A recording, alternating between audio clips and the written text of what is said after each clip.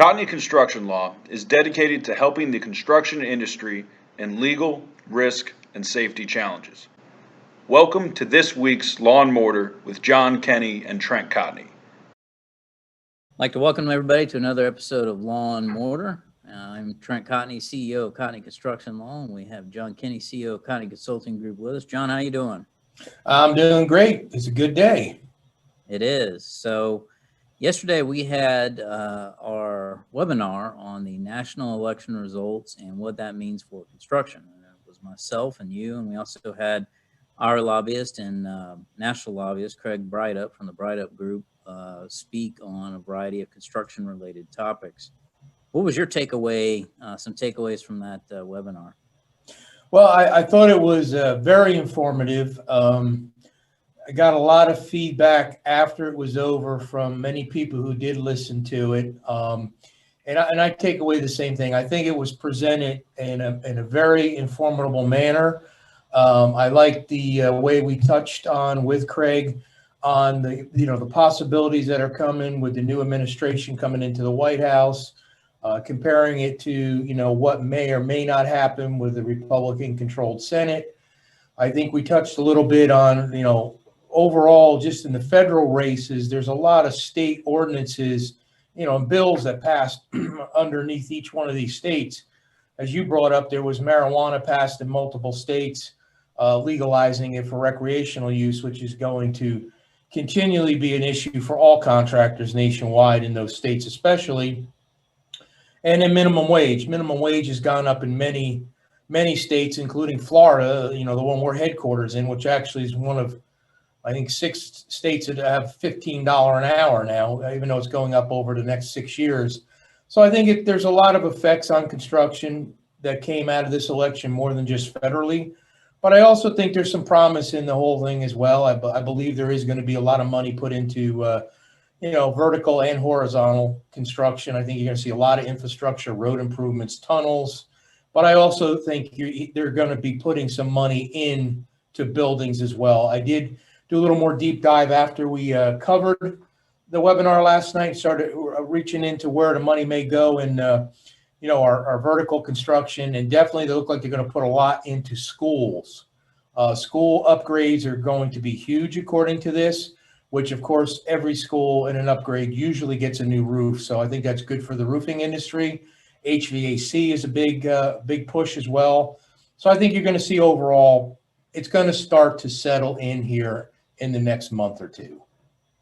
Yeah, it was interesting. In listening to Craig talk, there's a lot of things that I think he touched on there, which a lot of people aren't aware of. And there was one section in particular where he was talking about the importance of federal judges, and in particular the Supreme Court, and how, he kind of alluded to the fact, but I can kind of expand on it a little bit. We've gotten into a point where the judiciary is somewhat politicized now. I mean, obviously, all judges are supposed to remain independent as part of their, ethical rules, but there has been a strong push, especially on the conservative side, to make sure that judges that enter these appellate courts, and especially Supreme Court, have a conservative leaning. The Federalist Society, and there's some other conservative groups in addition to that are behind sort of training and moving the clerks for these Supreme Court justices and appellate justices into positions so that they can then move on to the next rank. So I think this is something that you're going to continue to see. We've always been focused on making sure that we have, candidates that we want, and, the presidency and Congress. But I think there's going to be more and more attempts to place conservative-leaning judges in some of these positions. So that was interesting to me. The other thing that I'm kind of worried about, I guess, from the legal side is, as you're a big data guy, as am I. We track all of the litigation information and dispute information that we get here in this firm.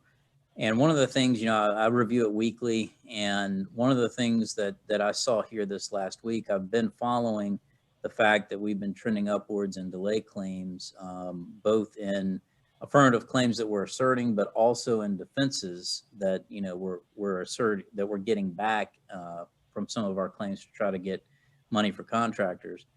One of the things that we're also starting to see trend up are acceleration claims.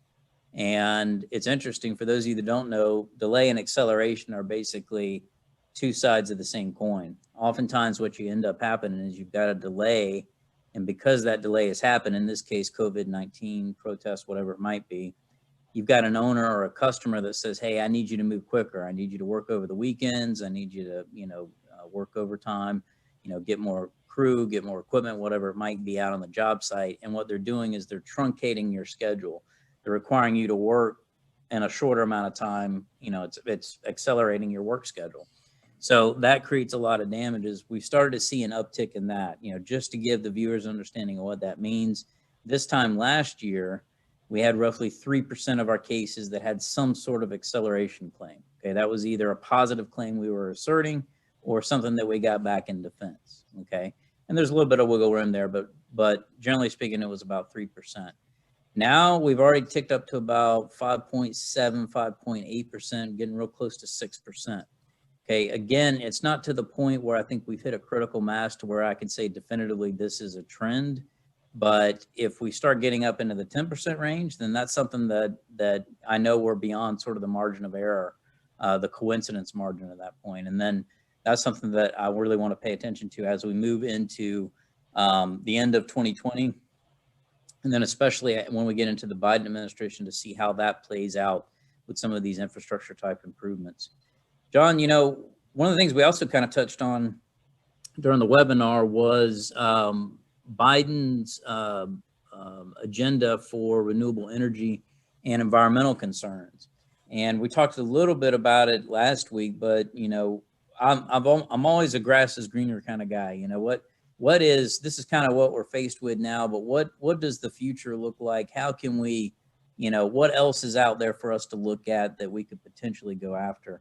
If I'm a contractor right now, and let's say I've got a very profitable type of work now, and I'm not into renewable energy, is there something that maybe contractors should be considering, coming up here with the Biden administration? Well, I think for sure it's going to be more favorable for any type of renewable energy than we've seen in quite a while.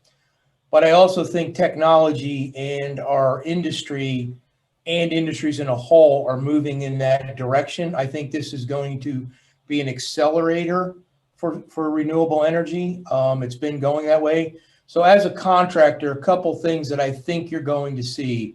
If you are in the urban city setting, I think you're going to see a lot more attention to both green roofs and also what we call blue roof technology.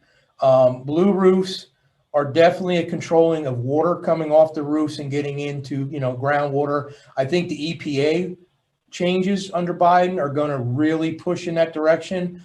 Blue roof does require a little bit different training in design and understanding of the ability to put it down.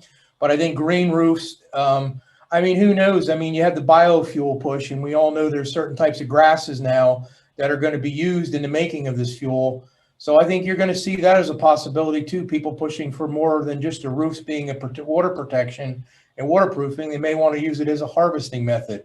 I know it may sound crazy today, but look at the things we thought were crazy 5-10 years ago that are now the norm.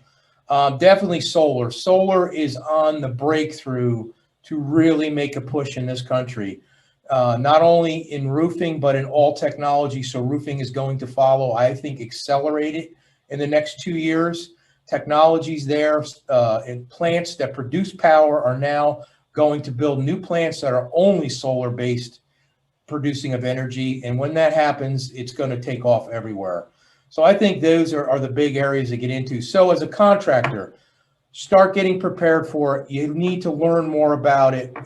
Carbon capturing is going to be another one. That's a little bit newer to most people to understand, but roofing manufacturers have already moved in that direction in granules and in fiber technology to actually capture carbon out of the air, and take it from the atmosphere, and it simply washes down a drain during a rainstorm. There's going to be certain techniques and things you need to know about that. So it's all coming. I'd start preparing for it, learn as much as you can. Then we'll start developing training programs to help everybody, get into those positions. Yeah, you know what's really interesting about the blue roof technology, and when I say blue roof, I don't mean tarps. I mean basically water rehabilitation, water harvesting, water Reclamation. capture technology, and it's very interesting to what we're starting to see really is the multi-purpose use of construction materials. I think what's going to happen over the next 5 to 10 years is you're going to see a move away from sort of this commodity type construction, and you're going to see more sustainable construction that serves dual purposes, regardless of whether it's growing biofuel or it's capturing carbon or generating energy through solar or wind or whatever it might be, right? So that's something that I think from a marketing perspective, if I'm a contractor out there listening to this is something that you can use to your advantage. So there are many manufacturers that have already incorporated some type of carbon capture technology into shingles and other products. Why not use that as a marketing? We say, look, yeah, we might be 5,000 more than our competitor, but guess what you're doing? You're helping the environment, and that kind of stuff sells. I mean, all I have to do is look at the number of people driving Teslas right now to know that there is a market for that out there. So regardless of what you think about it, I do think that there is a way to diversify what you're currently doing and capitalize on what we see as sort of a green environmental boom that's going to come into construction here in the next, definitely during this administration, but for the years to come. John, as we're looking towards the end of the year now, what should contractors be focused on? I mean, it's going to be, 2021 before we can blink. This year has been absolutely insane. We've had COVID, protests, election issues, a number of hurricanes and tropical storms. What should contractors be doing between now and the end of the year to get ready for 2021?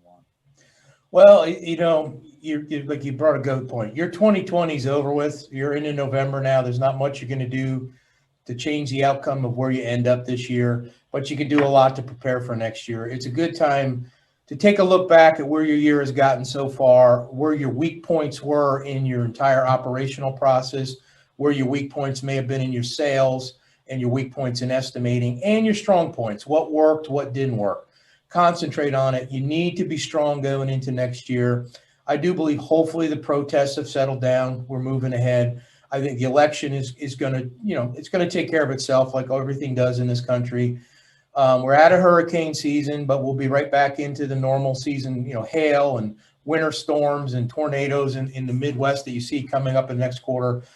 But I will tell you, I had some calls with contractors this morning, and if you look, I know we are all tired of COVID. We're all tired of talking about it, but it is not going to go away till second or third quarter, even with the fact that they're talking about April or May getting out to the mass public. It is there. Numbers have spiked. We were at 30,000 in March when we actually did shut down as a nation. It's 150 to 60,000 a day now. I am hearing, going back to what you said before, there's more job delays coming from it. Contractors are getting very squeamish on starting new projects. They're delaying things because, the vaccine's on the horizon. Why wait? Might as well wait rather than do it. Go into service, for roofing contractors, service business, HVAC is great in service. Those are going to be growth markets for next year. But you need to do an analysis of your business practices, your strengths and weaknesses, and be prepared for whatever's out there ahead of you, because this year showed us be prepared for the unpreparable, and we should be that way almost every year in our business. Yeah, if I'm a contractor, regardless of where you're at, especially if you're up north where it starts getting cold and, the work stops pretty much or slows down, I would use the next couple of months to, buttress your manuals, your contracts, do all the housekeeping that you need to do. We always recommend that you review your employee manual and your safety manual at least every 6 months. If you are in progressive states like California, the Pacific Northwest, you might want to consider every quarter, because there's a significant amount of regulation that happens there, and you need to make sure that your manuals reflect that. On your contracts, it's always a good time to take a look at it before the end of the year. What I always say is if you ran into any problem whatsoever on a job, there should be a contract provision that would help you out. If there's not, then you need to take a look at it, and we can help you get it to where it's got to go. So use the next couple of months not just to have the holidays, enjoy time with the family, but think about how you can clean your policies, your procedures, your manuals, your contracts up in preparation of 2021. Yep, and invest in training. Yeah, absolutely. Training. And, we're big into that. I'm a big believer that every penny you spend on training is a penny well spent. So, John, as always, it's been a pleasure talking to you. Thank you. If the listeners out there, if you've got any questions that you'd like us to answer or talk about in future episodes, feel free to email me at tcotney@cotneycl.com. John, how can they get you? That's jkenney, jkenney @cotneycl.com. Great. Thank you, guys, and stay tuned for more Lawn Mower in the future.